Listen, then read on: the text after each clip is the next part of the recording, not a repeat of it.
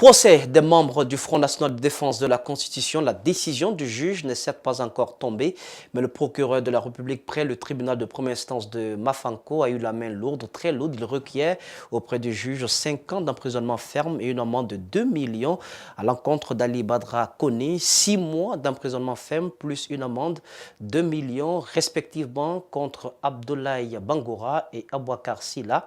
En dépit de ce réquisitoire du procureur ce lundi contre le deuxième vice-maire de Matam et plusieurs militants du FNDC, il faudra attendre demain pour connaître la décision finale du tribunal de Mafanko. Le compte rendu signé Abdraman Ba, Ibrahim Souma.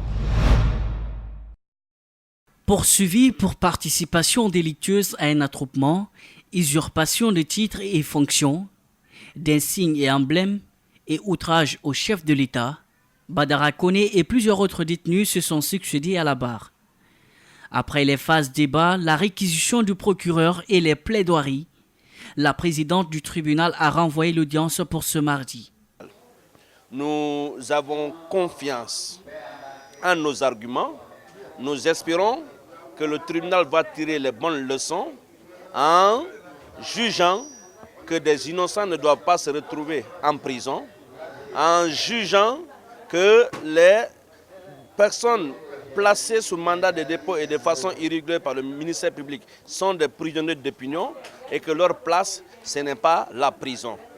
La place des membres du FNDC n'est pas la prison. Les membres du FNDC que moi je considère comme étant des patriotes doivent être célébrés en héros et non en zéro. Lors de l'audience, le procureur a brandi une vidéo comme moyen de preuve qui a été aussitôt réfutée par la juge sous la pression des avocats. La défense, quant à elle, voit un procès politique. Ce n'est pas un réquisitoire tiré d'un raisonnement juridique. Je considère cela comme un réquisitoire boiteux qui ne doit emporter la conviction du tribunal. On ne doit pas utiliser la justice pour des fins politiques. La justice doit s'assumer. La justice doit rester droit dans ses bottes. La justice ne doit pas s'écarter de ce verbe. Les avocats de la défense sont confiants. Si la juge dit le droit, leurs clients seront acquittés.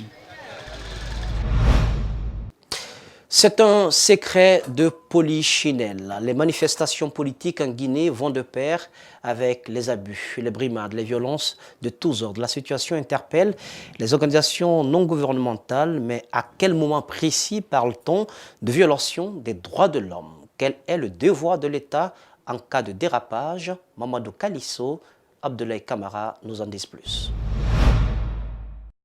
9 morts, des blessés, des arrestations, des biens publics et privés détruits. Bilan de la manifestation appelée par le Front national pour la défense de la Constitution. Des atteintes graves aux droits de l'homme. Qui en sont les principaux responsables? Cet activiste des droits humains a une idée. Sur le plan interne comme sur le plan international, les textes qui régissent les droits de l'homme interdisent les manifestations violentes au cours desquelles on perd des vies humaines. Alors, si d'aventure cela arrive, il faudrait que l'État, qui est le principal débiteur des droits de l'homme, fasse ouvrir des enquêtes pour que ceux qui ont attenté à la vie d'autrui, qui ont donc fait donner la mort, répondent leurs actes. Ceux qui ont aussi incendié des biens doivent également être recherchés et traduits devant les tribunaux. Selon l'ancien président de l'UNIDH, l'État est le responsable de ces violations des droits de l'homme. En interdisant systématiquement toute manifestation, le gouvernement oblige les citoyens à se battre pour leurs droits les plus élémentaires.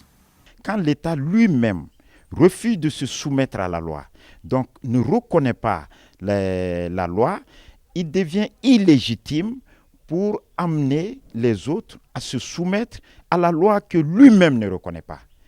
C'est là où tout le problème est parti de là. Pour Mamadi Kaba, les manifestations enregistrées la semaine dernière à Conakry et certaines villes de l'intérieur du pays ne sont nullement des revendications politiques ou sociales, mais une résistance contre l'oppression. Quand vous déniez à un peuple le droit que lui consacre sa constitution, alors le peuple est en droit de résister pour pousser l'État à lui reconnaître ce droit-là, parce que le droit est déjà consacré par la Constitution. Ces défenseurs des droits humains invitent l'État à la raison, à ouvrir une enquête indépendante pour dénicher les auteurs de ces crimes, les juger et les condamner à la hauteur de leur forfaiture. Les victimes des manifestations du 14 octobre 2019 ont reçu la visite du Cercle des acteurs pour la République en abrégé CAR. Les membres de cette structure politique se sont rendus à Ouanidara et Koza pour les réconforter moralement, mais aussi leur apporter un soutien financier. Djibril Ba, Lamine Silla.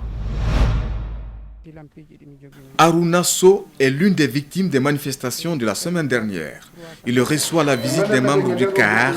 Baouri et ses collègues sont venus leur présenter les condoléances. Nous demandons au Seigneur qu'il nous donne la paix. Ceux qui cherchent la vérité, qu'ils soient entendus par Dieu. En plus de cette présence, le Cercle des acteurs pour la République a offert des enveloppes symboliques aux blessés et ceux qui ont perdu leurs enfants pendant les manifestations. Nous demandons quand même au gouvernement de faire la lumière de ce qui s'est passé là. Parce qu'il ne faut pas qu'on laisse, ces cas de tuerie. Est-ce que les coupables, pour qu'ils soient traqués, mis à la disposition de la justice. Le CAR, avant ces manifestations, a invité les membres du FNDC à y renoncer, a expliqué Ibrahima Souri Diallo. Nous cherchons quand même à demander qu'il y ait la lumière autour de ça. Nous sommes tous de l'opposition, nous contestons tous une nouvelle constitution, nous sommes contre, mais nous voulons que ça soit par la voie légale. Les manifestations de la semaine dernière ont enregistré 10 morts et des blessés graves. Au lendemain de ce bilan macabre, la communauté internationale appelle au dialogue entre acteurs politiques.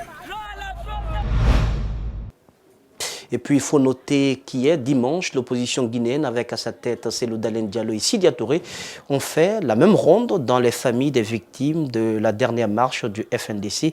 Ils ont exprimé à chacune des familles touchées toute leur compassion. Le chef de l'État était à Koba ce week-end. Il a tenu des propos qui passent assez mal sur l'axe Le Prince. Les jeunes de ces quartiers sont sous le choc après avoir enregistré des cas de mort la semaine dernière. Ils se sentent dans l'œil du cyclone. L'indignation, la colère et la peur de représailles sont perceptibles sur le visage. Mamadou Sadio Baldé, Abaka Din Kamara. Pour le président Alpha Condé, ces images de manifestations diffusées dans la presse ne proviennent pas de son pays. Ces gens blessés par balles, ces gens tués lors de manifestations, tout ça ne serait qu'un règlement de compte entre jeunes. Les services de sécurité ne sont pour rien. Plus loin, il réduit cette protestation sur 2 quartiers. Et si aujourd'hui on parle de 2 quartiers et non pas de toute la zone même de 2 quartiers, ça doit amener tous les citoyens à s'inquiéter que désormais que les gens-là sont sur des risques, n'est-ce pas, de violence. Je dis ça, c'est vraiment préoccupant. Non seulement ça discute toute enquête sérieuse qui pourrait amener à identifier les auteurs présumés. Et les conséquences de cela, c'est que le cycle infernal de cette impunité, de cette violence va continuer parce que l'impunité leur est garantie au plus haut sommet. La peur des représailles est réelle, car nier l'évidence peut être perçu comme une volonté d'accentuer la répression. Je suis très inquiet parce que c'est une façon d'encourager l'impunité et pourquoi pas même continuer à mater. Vous ne pouvez pas imaginer que la Guinée, j'aime le dire, est à la fois un paradis et un enfer quand on parle des droits de l'homme. Un paradis parce que la Guinée est l'un des rares pays au monde qui ratifie toutes les conventions. Un appel est lancé à la communauté internationale de venir au secours d'un pays qui vit de l'ombre en feu. C'est inquiétant et j'invite l'opinion nationale et internationale et on les prend en témoin que nous sommes devenus une cible aujourd'hui.